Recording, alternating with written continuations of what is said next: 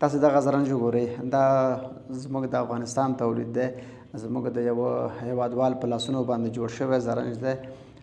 دا یو انجینر جوړ کړی دی چې په دې کې تر ډېره پورې هغه زاړه او پخواني وسایل راخیستي دي او په دې کې کارولي دي او دغه زرنج یې جوړ کړی دی. نو بله جالبه خو دا ده چې تاسې د دې زرنج دغه د تیلو ټانکۍ وګورئ، د پخواني جنراتورونو د تیلو ټانکۍ راخیستې ده او په ده کې یې لګولې ده، نصب کړې ده.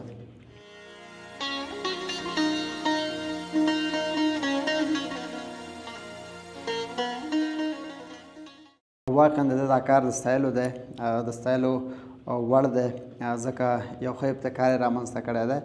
هغه د خپلو ورځنیو چارو د ترسره کولو په موخه چې په ښه ډول سره ترسره شي، دغسې یوه وسیله ځان ته جوړه کړې ده چې له یو ځای نه بل ځای ته پکې د خپل فامیل انتقال کړي او خپله پکې لاړ شي. بله خبره دا ده چې دا یو داسې انجینر جوړه کړې ده چې هغه په یو وخت په باندې معیوب هم دی.